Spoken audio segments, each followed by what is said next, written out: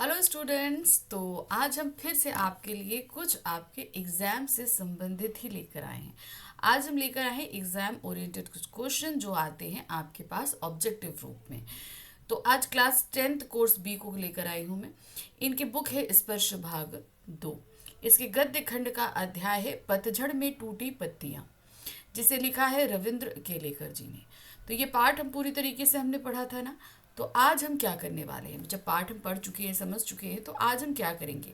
आज हम करने वाले हैं इस पाठ में ऑब्जेक्टिव क्वेश्चंस जो आते हैं हम उनकी प्रिपरेशन करेंगे। यानी कि हम गद्यांश आधारित बहुविकल्पीय प्रश्नों को देखेंगे और संपूर्ण पाठ आधारित बहुविकल्पीय प्रश्नों को देखेंगे, क्योंकि दोनों ही तरह के प्रश्न हमारे लिए बहुत ज़रूरी हैं कि आपसे पूछे भी जाते हैं, तो एक बार हमारे लिए करना ज़रूरी है। तो पाठ जब समझ चुके हैं तो इन क्वेश्चंस को पढ़ने और समझने में हमें ज़्यादा वक्त नहीं लगने वाला है। तो अब इसको हम कैसे देखेंगे, चलिए सबसे पहले हम देख रहे हैं गद्यांश आधारित बहुविकल्पीय प्रश्नों को। पहला हमारे सामने आ रहा है गद्यांश।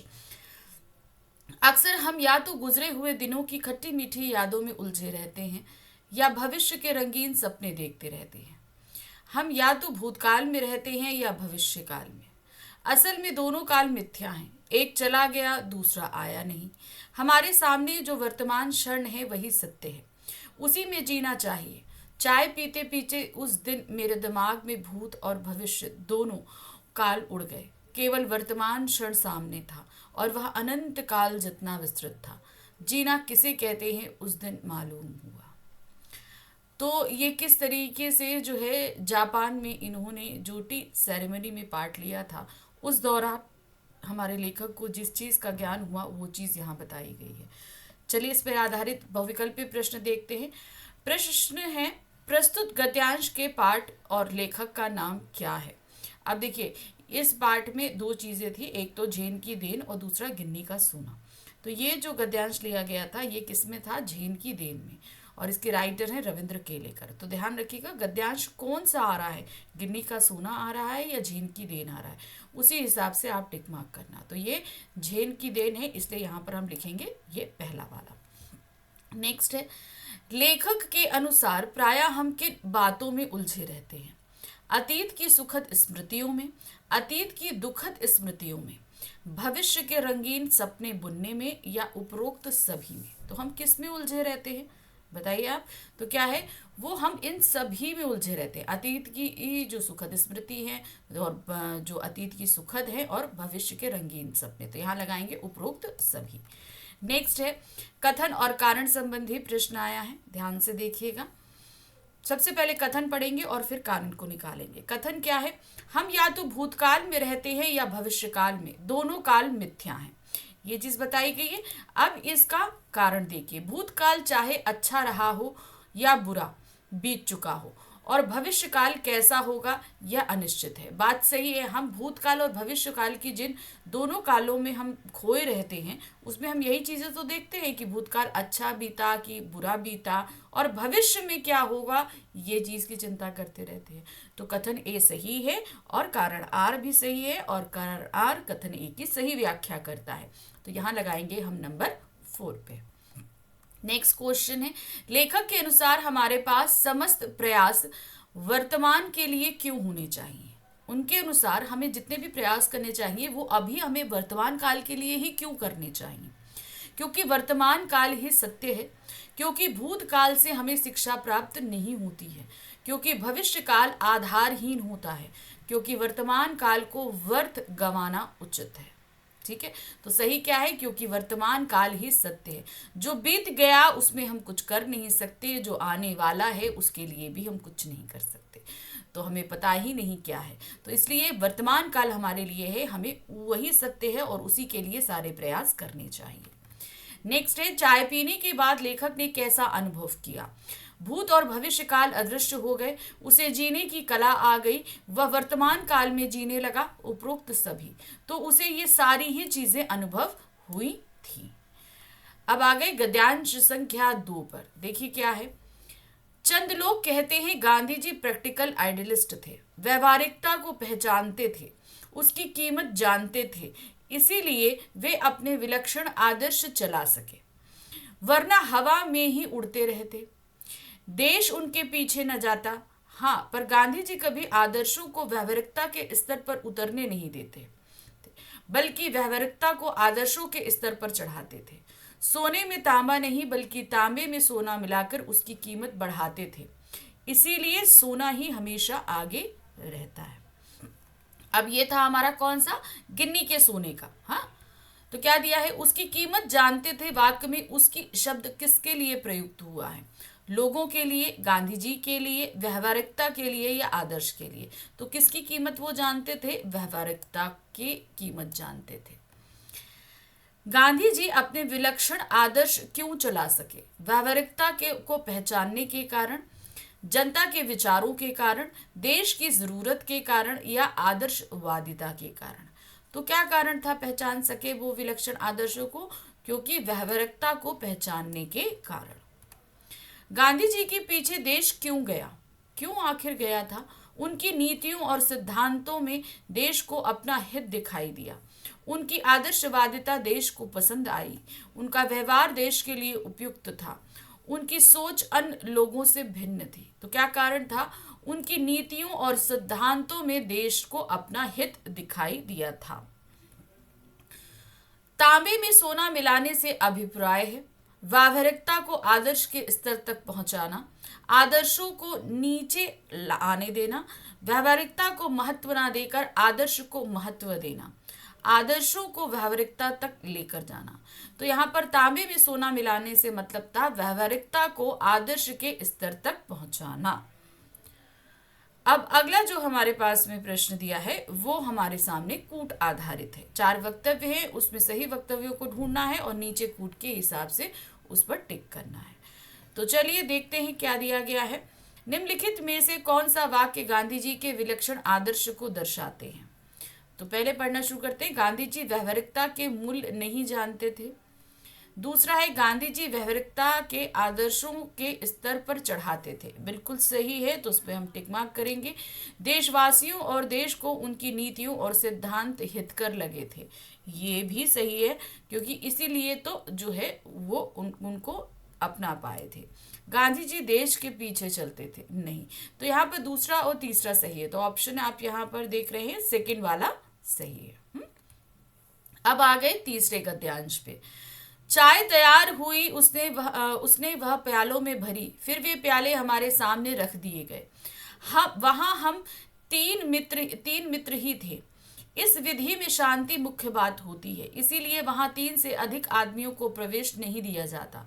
प्याले में 2 घूंट से अधिक चाय नहीं थी। हम होठों से प्याला लगाकर एक एक बूंद चाय पीते रहे। करीब 1.5 घंटे तक चुस्कियों का यह सिलसिला चलता रहा। पहले 10-15 मिनट तो मैं उलझन में पड़ा, फिर देखा दिमाग की रफ्तार धीरे धीरे धीमी पड़ती जा रही थी। थोड़ी देर में बिल्कुल बंद भी हो गई।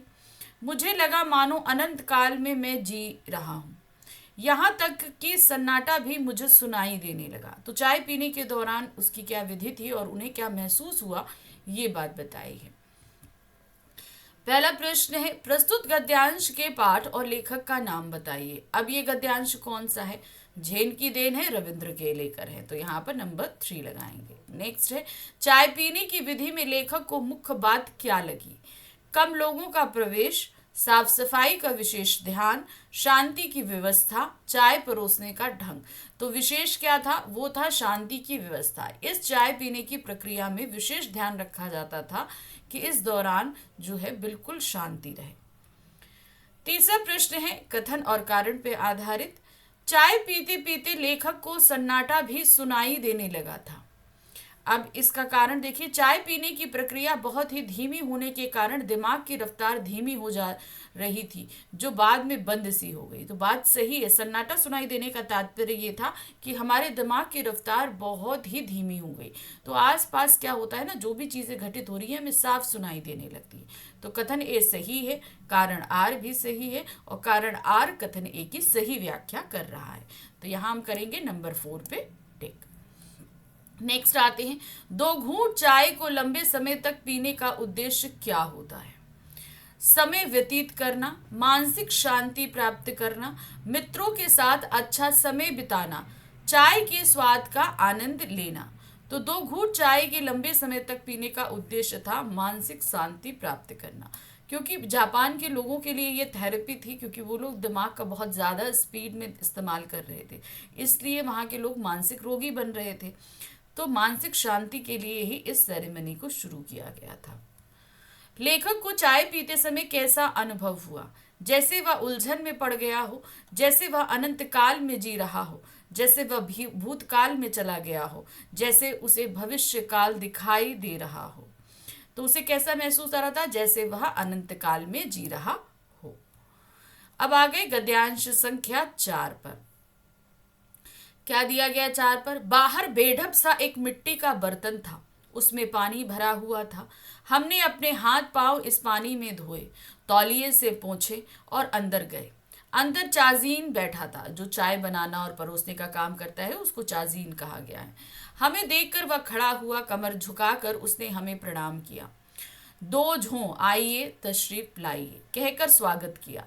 बैठने की जगह हमें दिखाई, अंगीठी सुलगाई, उस पर चायदानी रखी, बगल के कमरे में जाकर कुछ बर्तन ले आया, तौलिए से बर्तन साफ किए। सभी क्रियाएं इतनी गरिमापूर्ण ढंग से की गईं कि उसकी हर भंगिमा से लगता था मानो ओ जय जयवंती के सुर गूंज रहे हों। वहां का वातावरण इतना शांत था कि चाय के पानी के फदफदाने की आवाज भी सुनाई दे रही थी। जो पानी खौलता है ना, उसकी आवाज भी सुनाई दे रही थी। अब इस पे प्रश्न है पहला, चाजीन ने कौन सी क्रिया गरिमापूर्ण ढंग से की? अतिथि का स्वागत, अंगीठी सुलगाना, चाय के बर्तन लगाना या उपरोक्त सभी? तो उसने ये सारी चीजें बहुत ही सिस्टमैटिक ढंग से कंप्लीट करी, यानी कि गरिमापूर्ण ढंग से। पर्णकुटी के बाहर मिट्टी का बर्तन रखने का क्या उद्देश्य है? तो जिस कुटी में बैठकर उन लोग को चाय पिया दे रहे थे, तो उसके बाहर एक मिट्टी का बेढप सा बर्तन रखा था। तो उसका उद्देश्य क्या था? चाय के बर्तन धोए जाने के लिए। प्रत्येक व्यक्ति पानी से हाथ मुंह धोकर कुटिया के अंदर प्रवेश करे, जिससे उसे फ्रेश लगेगा। किसी को भी पानी की कमी ना हो, पानी का महत्व बताने के लिए। तो सही क्या था? प्रत्येक व्यक्ति पानी से हाथ मुंह धोकर कुटिया के अंदर प्रवेश करे। तीसरा प्रश्न कूट आधारित है। निम्नलिखित में से कौन सा वाक्य चायदानी में पानी का खदबदाना भी सुनाई देना दर्शाता है? कौन सा ऐसा वाक्य है? चलिए देखते हैं। यहाँ पर हमने हाथ पांव धोकर पोंछे और अंदर गए, नहीं। चाजीन ने कमर झुकाकर प्रणाम किया, नहीं। बगल के कमरे में जाकर वहां से कुछ बर्तन ले आया, इससे भी नहीं पता चल रहा। पर्णकुटी के अंदर का वातावरण अत्यंत शांत था। हाँ, इससे पता चला क्योंकि शांत था, इसीलिए पानी के खदबदाने की आवाज सुनाई दे रही थी। तो नंबर 4 सही है। तो हम यहाँ क्या करेंगे? नंबर 3 पे टिक मार्क करेंगे। नंबर 4 है, उसकी हर भंगिमा से लगता था मानो जय जयवंती के सुर गूंज रहे हों। पंक्ति में उसकी शब्द किसके लिए प्रयुक्त हुआ है? तो उसकी किसकी? चाजीन के लिए, जो चाय बना रहा था और सारे कार्य कर रहा था। लेखक के मित्र, स्वयं लेखक, चाजीन या वहां उपस्थित अन्य व्यक्ति। तो कौन था वो? चाजीन था। लेखक को पर्णकुटी का वातावरण कैसा लगा? शांत, गरिमापूर्ण। पहला और दूसरा दोनों सही है। तो यहाँ उसे कैसा लगा? उसे दोनों ही लगा, पहला दूसरा दोनों, शांत और गरिमापूर्ण। तो यहाँ हम तीसरे पर लगा देंगे। नंबर 5 पे आ गए गद्यांश पे। हम क्या दिया है? हमारे जीवन की रफ्तार बढ़ गई है। यहाँ कोई चलता नहीं बल्कि दौड़ता है, कोई बोलता नहीं बकता है। हम जब अकेले पढ़ते हैं तब अपने आप से लगातार बड़बड़ाते रहते हैं। अमेरिका में हम प्रतिस्पर्धा करने लगे हैं। 1 महीने में पूरा होने वाला काम हम 1 दिन में पूरा करने की कोशिश करने लगे हैं। वैसे भी दिमाग की रफ्तार हमेशा तेज ही रहती है। उसमें स्पीड के इंजन लगाने पर वह 1000 गुना अधिक रफ्तार से दौड़ने लगता है। फिर एक क्षण ऐसा आता है जब दिमाग का तनाव बढ़ जाता है और पूरा इंजन टूट जाता है। यही कारण है कि जिससे मानसिक रोग यहाँ बढ़ गए हैं। तो जापान में क्या कंडीशन है मानसिक रोगियों की और क्यों बढ़े हैं, इसका रीजन यहाँ पर लेखक के मित्र उन्हें बता रहे हैं। अब ये देखिए, यहाँ पर इस पे आधारित पहला प्रश्न है। गद्यांश के अनुसार मानसिक रोगों के बढ़ने का क्या कारण है? धैर्य ना होना, तीव्र इच्छाएं होना, समय की गति को रोकना या उपरोक्त सभी। तो यहाँ पर क्या है? ये सारे ही कारण है। तो हम क्या लिखेंगे? उपरोक्त सभी। नेक्स्ट आते हैं, जीवन की रफ्तार बढ़ने से लेखक का क्या आशय है? कम समय में कम काम करना, भागदौड़ भरी व्यस्त जीवन शैली, प्रतिस्पर्धा की समाप्ति, आवश्यक साधन उपलब्ध ना होना। तो जीवन की रफ्तार बढ़ने से लेखक का आशय है कि भाग दौड़ भरी ये हम व्यस्त जीवन शैली जीने लगे हैं।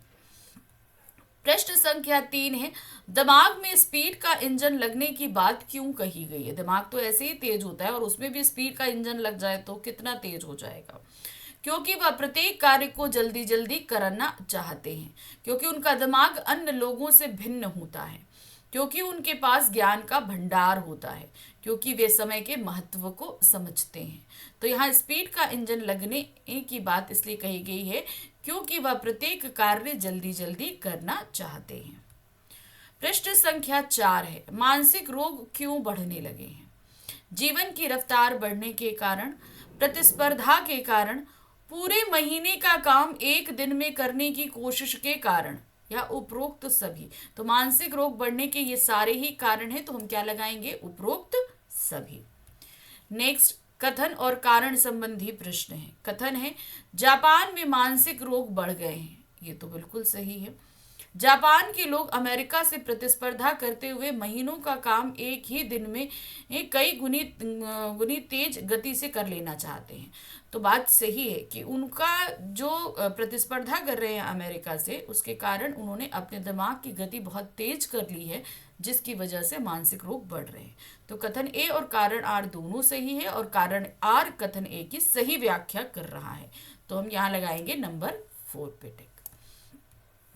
अब हमारे गद्यांश आधारित प्रश्न समाप्त हो चुके हैं। अब हम आ गए हैं संपूर्ण पाठ आधारित प्रश्न। हमारे पास 2 यहाँ पर जो निबंध दिए गए हैं, झेन की देन और गिन्नी का सोना, दोनों पर आधारित अब प्रश्न आएंगे आपके पास में। जापान में मानसिक रोग बढ़ने का क्या कारण था? वहां के लोगों के जीवन की रफ्तार बढ़ना, दिमाग में बहुत अधिक तनाव बढ़ना, अन्य देशों से प्रतिस्पर्धा करना, या उपरोक्त सभी।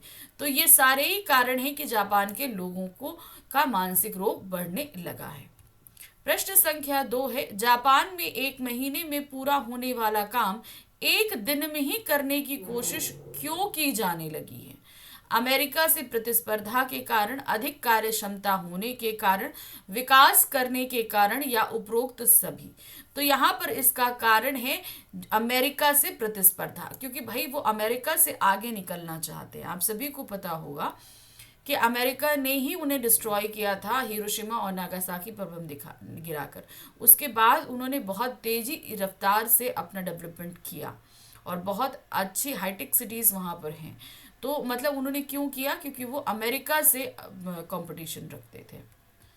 तीसरा प्रश्न है, जापानियों के दिमाग में स्पीड का इंजन होने का भाव है। वे बहुत तेज गति से चलते हैं, उनका दिमाग बहुत तेज गति से चलता है, वे कार्य को शीघ्र खत्म करना चाहते हैं, वे जीवन में हार नहीं मानते। तो स्पीड इंजन होने का तात्पर्य है उनका दिमाग बहुत तेज गति से चलता है।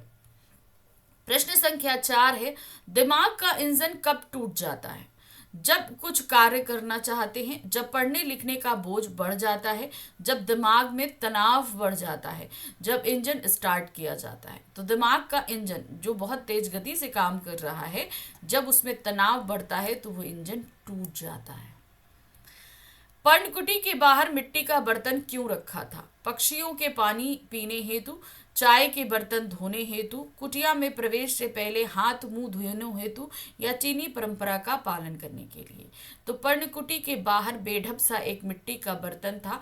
उसका रखने का उद्देश्य था कि आप कुटिया में जब प्रवेश करें तो हाथ मुंह धोकर प्रवेश करें। लेखक को चाय के पानी उबलने की आवाज स्पष्ट क्यों सुनाई दे रही थी? तो पानी के खदबदाने की आवाज भी उन्हें सुनाई दे रही थी। इसका कारण क्या था? शांत वातावरण होने के कारण, चाजीन द्वारा ऐसा करने के कारण, तनाव कम होने के कारण, पहाड़ी क्षेत्र होने के कारण। तो इसका कारण था बहुत ही शांत वातावरण था, बिल्कुल भी आवाज नहीं थी।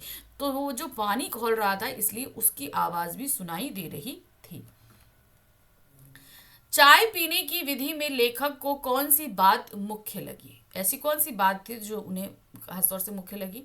चाय परोसने का अनोखा तरीका, साफ सफाई का विशेष ध्यान, कम लोगों का ही प्रवेश, शांति की व्यवस्था होना। तो जो विशेष लगा उन्हें वो था शांति की व्यवस्था।